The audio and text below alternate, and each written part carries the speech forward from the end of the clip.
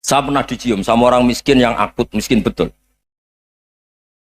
Itu tak ajarin Anda ini lebih hebat ketimbang orang-orang kaya. Misalnya gini, misalnya ada komunitas rektor atau kiai besar. Saya ini kata orang banyak termasuk kiai besar. Mungkin kalau pinjam uang itu karena mau beli mobil, aksesoris mobil, karena kita kiai top atau rektor atau orang-orang top. Kalau sesama orang miskin itu pinjem-pinjemannya itu urusan beras, itu urusan nyawa. Keren mana? Nyelamatkan nyawa sama aksesoris mobil. Nyawa. Jadi pahala kamu pasti lebih besar itu. Itu senengnya jadi orang miskin terus keterusan sampai sekarang.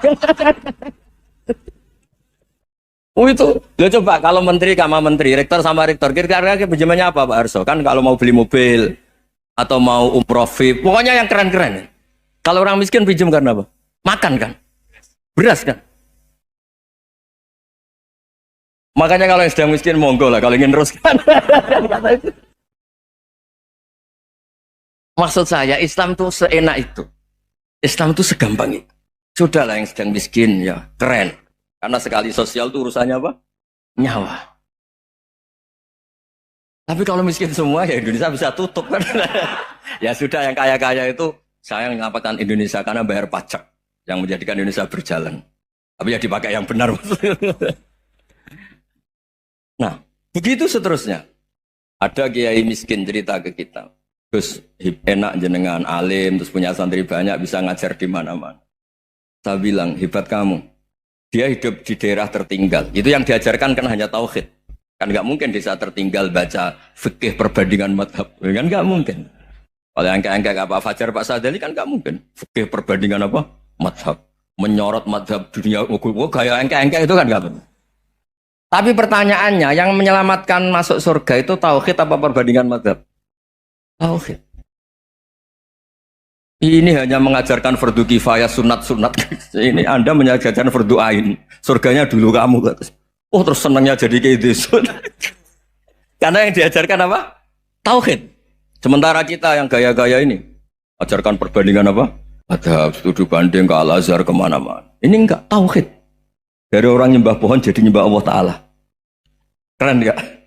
Keren. Jadi terus kiai desa sama saya senangnya bukan karena tak bela. Tapi ada yang agak kurang ajar tanya saya. Kalau itu hebat kenapa Gus gak mau jadi kiai desa? Waduh. Wah ya repot kalau pertanyaan. Terus tak jawab, kalau saya jadi kiai desa, kamu ngangsu ilmu dari mana coba? Ya dari jenengan, ya kalau sama gobloknya ada bisa.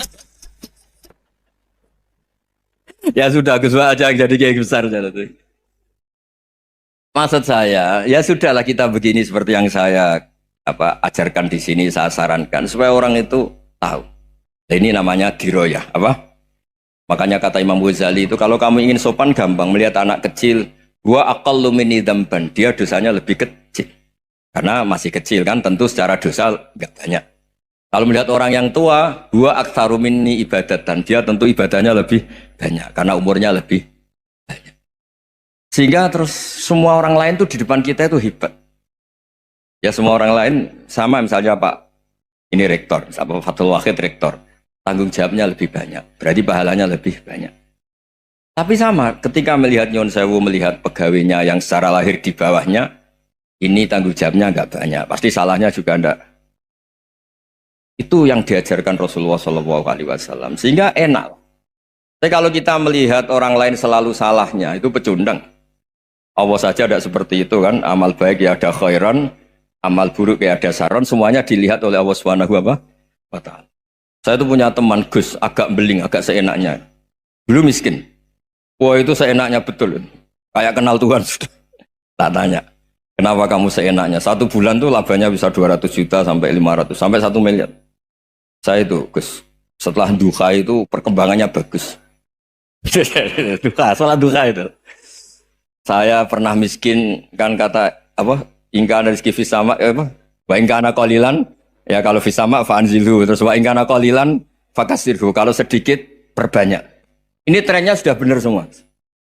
Nah, wa ingkana ya haraman fatahirhu, kalau haram yang kau sucikan. Makanya saya seenaknya, kalau qalilan sudah fakasiru, paling trennya yang nggak benar juga fatahirhu, kata Mas. Dia yakin kalau yang nggak benar-benar sudah disucikan Allah, karena yang lain-lain sudah Dari miskin sudah kaya, qalilan sudah fakasiru. Paling yang haroman juga sudah fatohiru gitu. Tak tanya, lah kamu kok tahu? Polanya sudah ada Gus, karena sang qalilan. Kamu sembrono sama Tuhan kok begitu kan? Tapi apapun itu seneng saya. Seneng saya sering salah teh, makanya saya mohon yang sekarang miskin sedang miskin itu ya ndak usah nyesal banget-banget. Kalau ingin kaya monggo lah, namanya orang juga ingin. Tapi Anda harus bangga. Sosial antar kalian adalah urusan nyawa dan itu pahalanya luar biasa.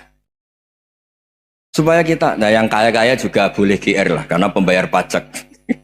Dan itu bisa menyelamatkan apa? Indonesia Raya. Begitu seterusnya. Itu yang diajarkan Nabi, antawadhu hatta la yabghiya ahadun ala ahadin. Kamu semua harus tawadhu sehingga antar kalian tidak saling tidak sopan, tidak saling liar, tidak saling mendolimi. Termasuk tadi sikap gak jelas tadi. Orang dolim yang sekarang dolim bisa saja tobat, yang sekarang soleh bisa saja nanti. Semuanya tuh mungkin. Kita diajari ya muqallibal qulub tsabbit qalbi ala dini. Jadi keliru kalau kita dalam banyak harus tegas, nggak mesti.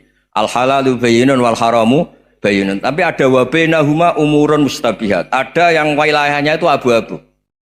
Misalnya ada perempuan cantik, misalnya contoh paling gampang. Kalau kamu ajari secara serius, kamu bisa aja tergoda jadi fitnah. Tapi kalau orang soleh nggak berani ngajarin, kemudian digunakan orang fasik, malah menjadi orang nakal, kita juga tanggung jawab. Kamu mau tegas gimana? Wilayahnya sama-sama mungkin. Wilayahnya sama-sama mungkin. Yang dekat pejabat mungkin terkontaminasi KKN. Tapi kalau pejabat tidak dekati orang soleh, punya perilaku yang nggak soleh, yang repot juga Indonesia kan. Nah hal-hal seperti itu kita tidak perlu ngambil sikap. Maksudnya nggak usah ngambil sikap, ya kita buktikan kalau milih satu madhab, kita buktikan semuanya lebih baik, semuanya lebih bermanfaat, semuanya lebih berperadaban. Karena nggak bisa dihindari wa bainahumain. Termasuk nyuwun sewu, saya mohon maaf sama mulai Pak Harso, Pak Lutfi sampai Pak Fathul Wahid.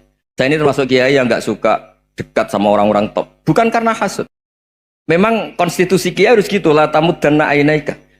Kenal orang lebih tinggi itu kan resiko. Misalnya saya kiai desa, mungkin punya keri tua sudah seneng, punya kijang tua sudah seneng. Gara-gara kenal Pak Wahid naik Kempri, waduh kok saya kalah itu. Kenal orang itu kan resiko. Mungkin dosen-dosen sini kalau kenal saya di Rembang juga resiko. Di sini gak ada cium tangan, melihat saya dosen, wah gak enak jadi dosen. Jadi memang harus dibatasin. Sekiranya mungkin orang terus karena latamud dan nanawa ainaika ilham. Kamu jangan sering melihat orang lain yang mungkin secara lahir dapat nikmat yang lebih tinggi timbang Anda. Kalau kamu nggak bisa ngelola hati Anda bisa hasut, Anda bisa dengki. Paling tidak Anda bisa ada syukur. Saya itu sering didolani pejabat. Juga sering melihat pejabat di TV-TV. Naik mobil aja ada yang naikkan. Bahkan kalau wudhu itu anduk aja ada yang bawa. Itu kalau yang nggak kuat, weh naik jadi pejabat. Ya makanya terus konstitusi kiai itu mengatur, sudahlah mata kamu itu kamu batasin. Jangan melihat sesuatu yang potensi ya, potensi menjadikan Anda tidak apa syukur. Jadi saya mohon, ini memang konstitusi saya sebagai kiai, jadi saya tapi di hati saya tetap akrab. Saya doakan semua untuk UI, untuk semua orang Indonesia kita doakan. Kita ingin semuanya tambah baik, tambah. Tadi katanya mau naik kelas ya. Kalau naik kelas dari rumah saya niatkan mari mengkaji diroyah. Diroyah itu melogikakan riwayat. Jadi misalnya kita sering dengar Rasulullah SAW sering ngendikan kalian masuk surga itu bukan hanya berdasar amal, tapi berdasar anugerah Allah Subhanahu wa Ta'ala. Oke, kita sepakat amal kita, perilaku kita, ibadah kita andaikan dikompensasi dengan nikmat yang Allah berikan tentu tidak seimbang. Untuk membayar itu saja sudah lunas. Jadi Anda semua tidak berhak masuk apa? Surga. Sehingga di beberapa riwayat dijelaskan ada orang yang 500 tahun ibadah, nggak pernah maksiat. Ditanya sama Allah, kamu masuk surga karena apa? Karena ibadah saya ya Allah. Ya sudah, surga kamu 500 tahun saja karena ibadah kamu 500 tahun. Ini cerita umur-umur orang dulu. Ya Allah, katanya surga engkau ini selamanya. Ya kalau yang selamanya itu rahmatku, kalau amal kamu terbatas ya surganya sesuai amal kamu ya terbatas. Ya sudah ya Allah, berarti masuk saya surga saya ini karena fadl engkau, karena anugerah engkau. Itu namanya apa? Diroyah. Diroyah itu satu kajian analisis di mana kita percaya riwayat, tapi kemudian punya logika, punya diroyah. Ini penting supaya tauhid kita ini kuat. Jadi dulu ada orang yang sangat cerdas, namanya Jubair bin Mut'im. Dia saking cerdasnya, juga kaya, juga tokoh, dikirim sebagai delegasi pembebasan Asra Badrin, tawanan Badar. Kemudian pas datang ke Masjid Nabawi, Nabi delalah pas baca Wattur wa kitabim mastur. Sampai pada titik Nabi baca Am khuliqu min ghairi syai'in am humul khaliqun. Apakah penciptaan yang sedemikian canggih itu dimulai tanpa perwujudan, tanpa sesuatu yang real, yang maujud? Orang itu langsung bersimpuh, matur, ya Rasulullah saya Islam. Kada qalbi yatir, hampir hati saya, otak saya, pikiran saya itu terbang. Karena logika yang dibangun ateisme misalnya, kalau alam raya ini dimulai dari nihilisme, berarti logikanya apa? Al-adamu yakhluqu maujudan. Alam raya ini kan maujud. Maujud itu ada. Kalau yang lebih dulu itu ketiadaan, berarti ketiadaan menjadi sebab kewujudan. Kalau dalam bahasa Arab itu al-adamu yakhluqu maujudan. Sesuatu yang harusnya nggak jadi faktor karena ketiadaan, menjadi faktor sesuatu yang nyata. Itu kan nggak masuk akal. Ya, kalau alam raya ini ada al-adam sing yasbiku maujudan, berarti alam raya ini al-adamu yakhluqu maujudan, suatu yang tidak ada menciptakan yang ada. Dengan logika itu terus kita ngaji, diajari sama guru-guru kita, sifat dasar Allah itu maujud. Wallahu maujudun qadimun baqi. Terus masuk. Yang harus distatuskan pertama dari Allah itu apa? Maujud, wujud. Karena dengan wujud ini layak menjadi penyebab adanya alam raya ini. Sehingga ketika kita menolak faham nihilisme atau ateisme, faham tanpa Tuhan, tanpa pencipta awal, kita punya diroyah. Bahwa tidak mungkin ketiadaan ini menjadi sebab perwujudan alam raya. Yaitu amkhuliku min ghairi syai'in. Masa alam raya ini diciptakan tanpa sebab yang nyata, yaitu wajibil wujud. Siapa itu? Allah Subhanahu wa ta'ala. Begitu juga menyangkut sholawat. Orang boleh beda pendapat tentang redaksi sholawat. Ada yang sholli ala Muhammad, ala Sayyidina Muhammad, Nabi Muhammad. Monggo lah masalah redaksi saja. Tapi setelah dianalisis, Nabi itu Pak Rektor jadi Nabi setelah Nabi Isa saking dihormatinya sampai dituhankan. Juga jadi Nabi yang ada cerita masih hangat, orang Yahudi itu bunuh Nabi. Jadi yang satu mendudukkan Nabi sedemikian tinggi sampai kayak Tuhan, yang satu menjatuhkan Nabi sedemikian rendah sampai dibunuh.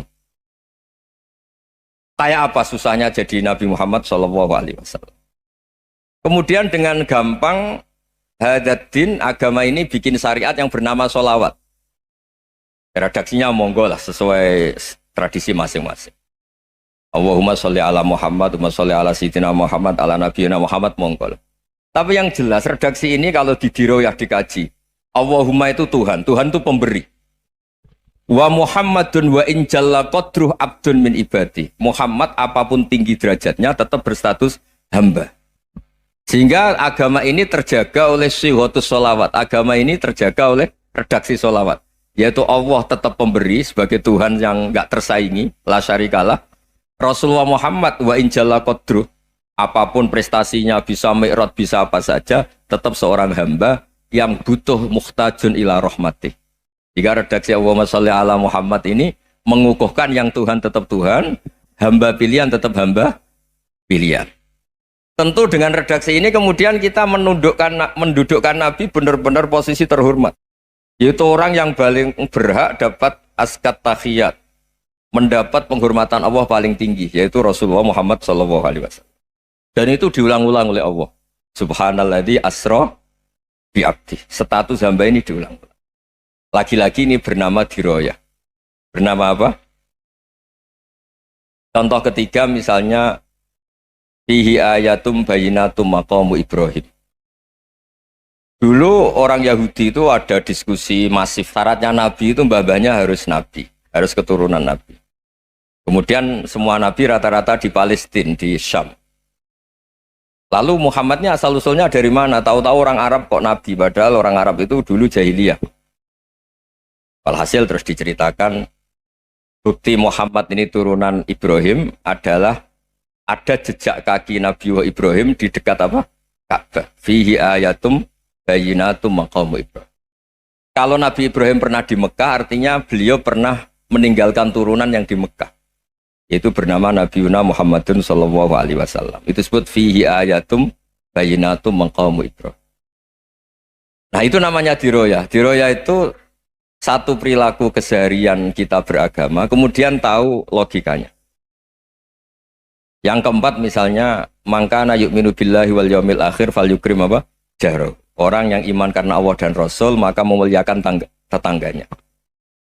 Andaikan pakai hukum sosial, tentu kalau tetangga kita baik, kita baik. Kalau kurang baik, kok kurang penggawean kan gitu. Tapi dulu itu pernah ada seorang ulama itu dibully ya, dikerjain sama anak muda tetangganya. Pak Kiai datang ke rumah saya, orang ini datang.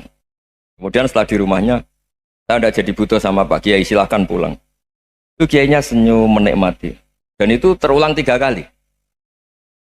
Dibully seperti itu, dikerjain terulang 3 kali. Lalu tetap Kiainya tuh asik, seneng sekali. Lama-lama muda ini tanya, kenapa engkau tidak tersinggung? Padahal saya kerjain sampai 3 kali, tak undang, terus tak suruh pulang, tak undang, tak suruh pulang. Kata Kiai tadi, yang memerintahkan baik sama tetangga itu Allah. Jadi saya nikmati ketika bisa baik sama Anda. Tidak ada urusannya dengan perilaku Anda yang menolak saya.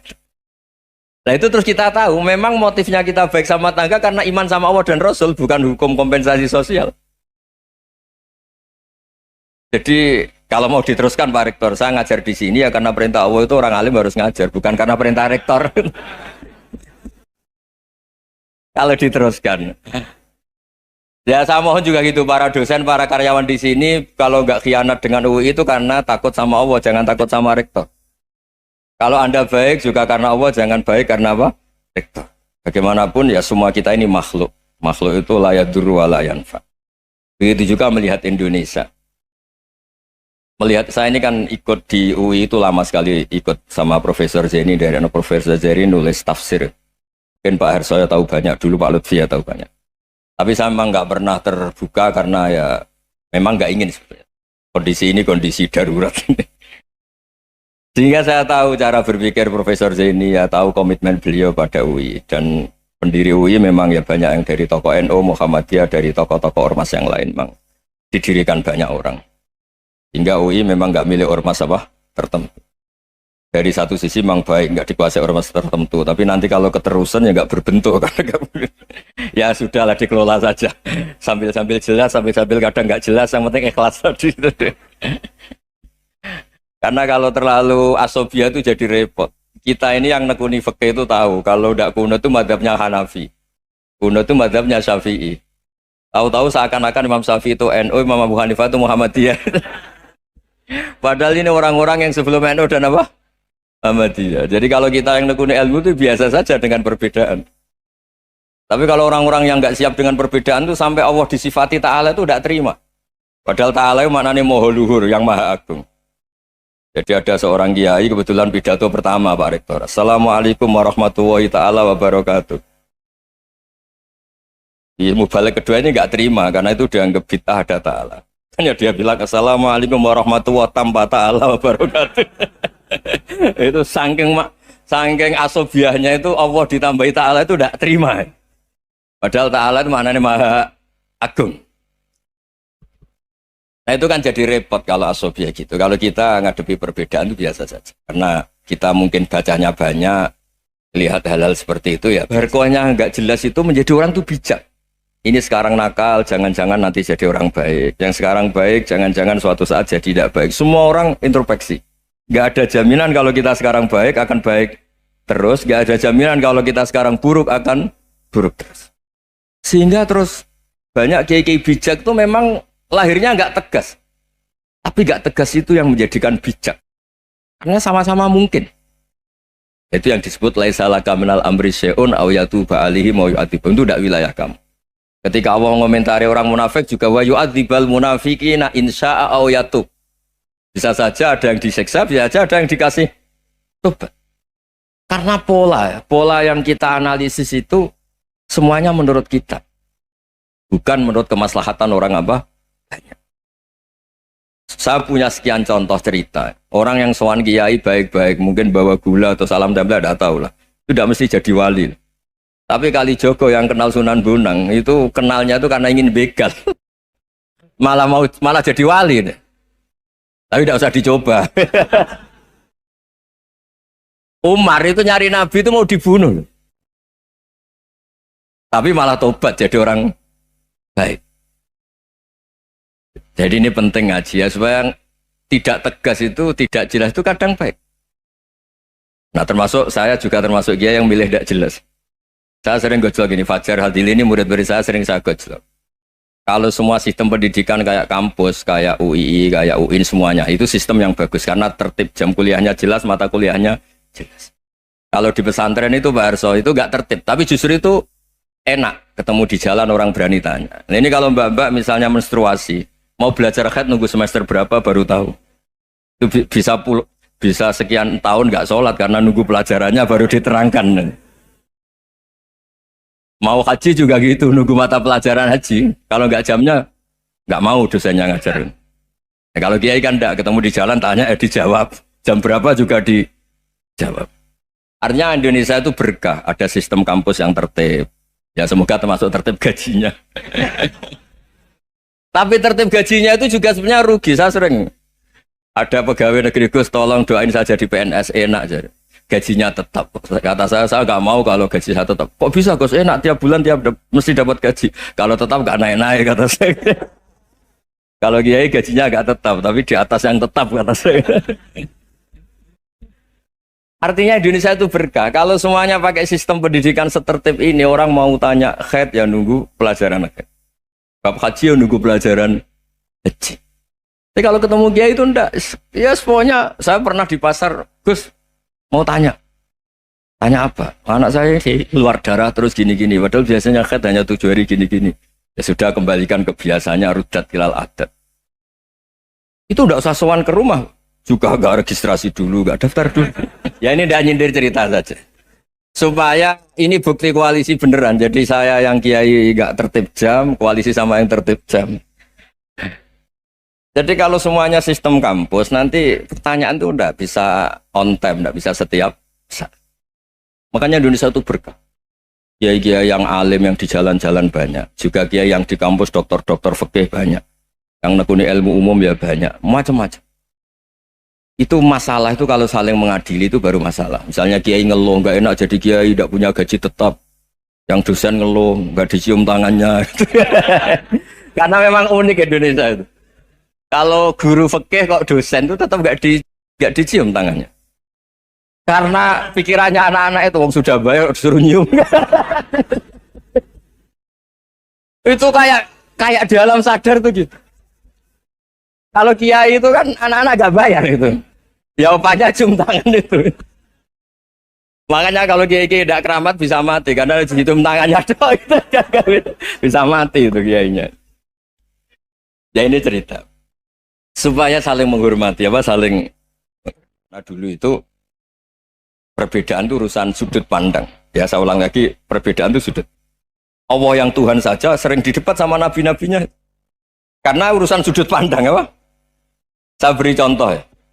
Suatu saat Khalilur Rahman Ibrahim itu saatnya meninggal sama Allah, Israel disuruh. Itu Ibrahim saatnya meninggal, ambil nyawanya. Setelah datang ke Ibrahim, ya Khalilur Rahman Ibrahim, saya disuruh nyabut nyawa Anda. Itu Israel dipaksa mikir sama Ibrahim. Hal ra'aita khalilan yumitu khalilah. Kamu tahu orang yang mencintai kemudian bunuh yang dicintai. Itu logika agak benar. Akhirnya Israel kan gak biasa debat. Kan gak dilatih debat. Gak pernah ikut lomba UI debat ilmiah. Dia taunya nyambut nyawa aja. Kembali ke Allah. Ya Allah, kata Ibrahim, hal ra'aita khalilan yumitu khalilah. Masa kekasih bunuh yang dicintai ya. Tapi kata Allah santai. Bilang ke Ibrahim, hal ra'aita habiban yakrahu ayyalqa habibah. Masa katanya dia cinta saya kemudian ketemu saya tidak berani. Israel mater lagi. Logikanya gini Ibrahim, masa yang dicintai sama yang ketemu yang dicintai nggak berani. Ya udah ketemu aja. Satunya yang meninggal itu. Artinya kamu bisa saja GR tidak mati-mati karena merasa dicintai. atau ingin mati karena mencintai. Nah, maksud saya hal-hal seperti ini orang UI pasti gak jelas. Katanya cinta Allah suruh mati ya nggak mau. Gak jelas kan? Dibilang gak cinta juga gak mau. Tapi dibilang cinta kalau ukurannya mati juga gak mau.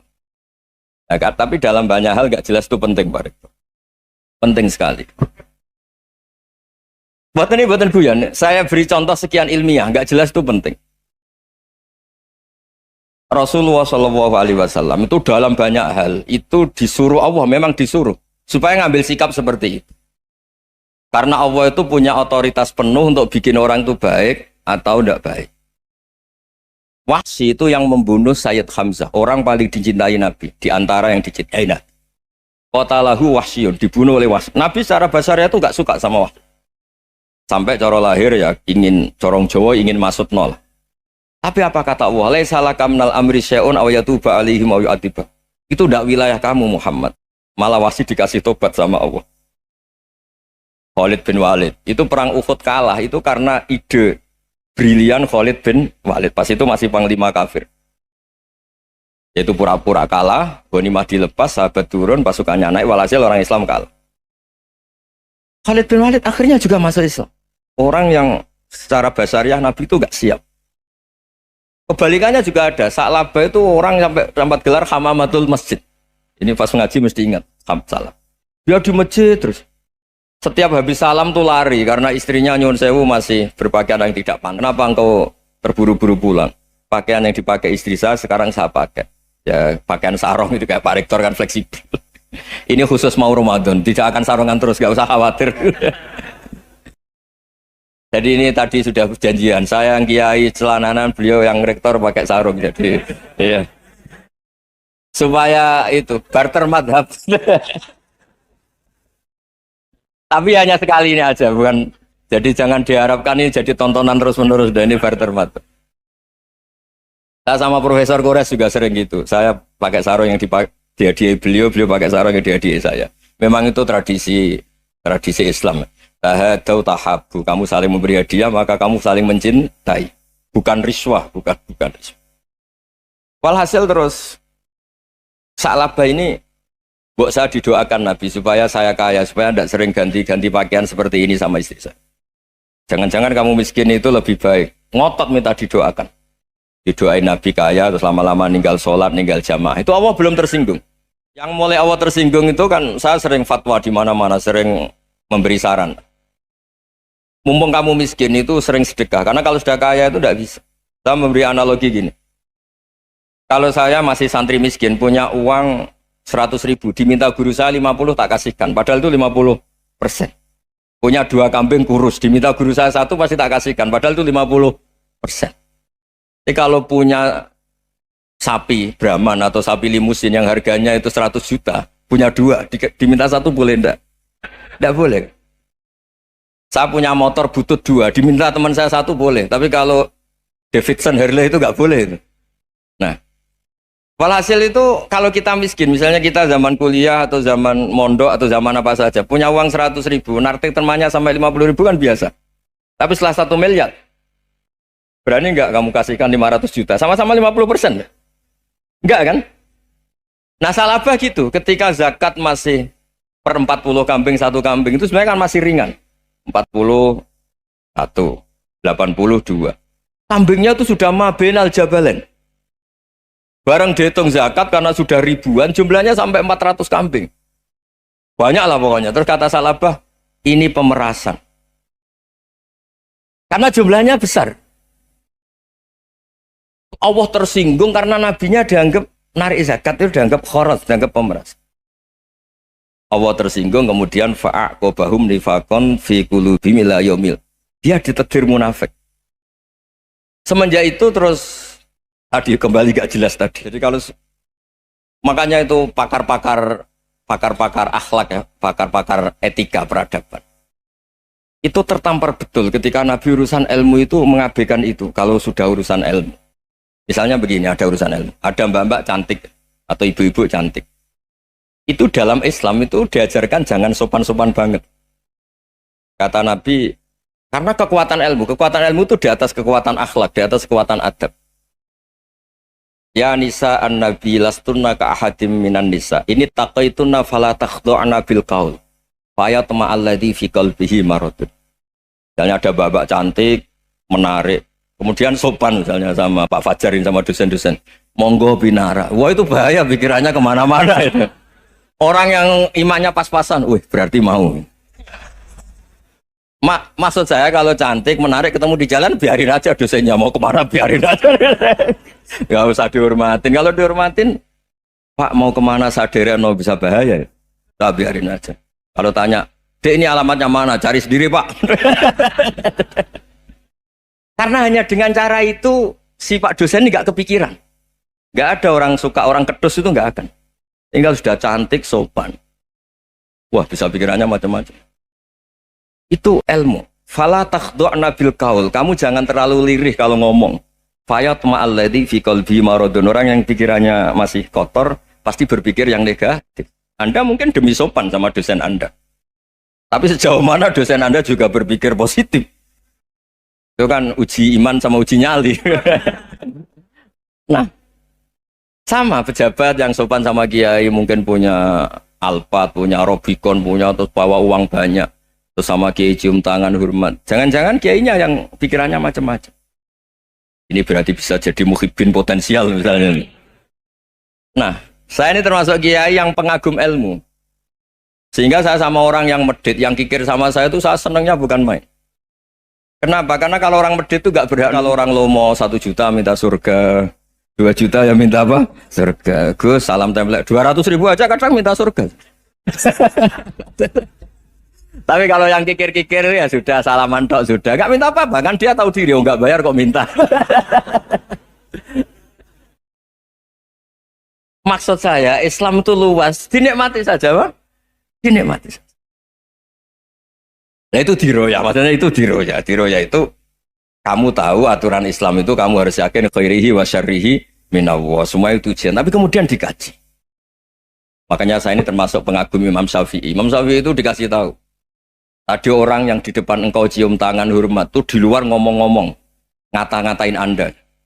Imam Syafi'i tertawa-tawa sewenang. Loh, Anda ini dikata-katain di luar kok. Kok tidak kamu anggap munafik malah tertawa. Berarti saya wibawa, di depan saya nggak berani. Dianggap enteng saja. Dibilangin, sebagian orang kampung sini nggak suka sama engkau. Baguslah, tidak akan pinjam uang sama saya. Di mana-mana orang pinjam minta tolong itu karena seneng. Kalau benci kan enggak. Intinya dianggap enteng saja. Yang terjadi di dunia itu semuanya dianggap enteng saja. Man asa ilaika faqat atlakoka. Yang berburuk sama kamu itu membebaskan kamu. Coba kalau akrab, titip. Ya misalnya akrab sama Pak Fajar. Bilangkan ke Pak Rektor, sangkap atau jadi guru tetap atau apa kan ribet. Kalau tidak cocok kan nggak minta apa-apa.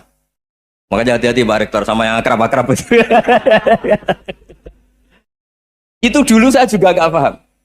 Di antara wasiat Bapak yang sering diulang-ulang tuh itu. Suatu saat kamu jadi kiai, ngelola orang nggak seneng tuh gampang. Sudah, situ orang lain. Tapi kalau ngelola orang orang seneng tuh repot. Mintanya aneh-aneh. 100.000 aja minta surga. Hanya teman tenis saja minta naik jabatan. Intinya itu ya sudahlah dikelola. Yang seneng ya berkah, mungkin teman berjuang, teman diskusi. Yang nggak seneng ya berkah, karena ini tidak minta macam-macam, tidak seneng. Nah itu namanya diroya. Diroya itu satu kajian keilmuan yang menjadikan kita ini nyaman dengan riwayat-riwayat, panduan-panduan dari Rasulullah Shallallahu Alaihi Wasallam kayak tadi. Kenapa sih tentang baik sama tetangga, baik sama tamu? Hitung-hitungannya itu mangkana yu'minu billahi wal yaumil. Ya, ngoten mawon. Assalamualaikum warahmatullahi wabarakatuh.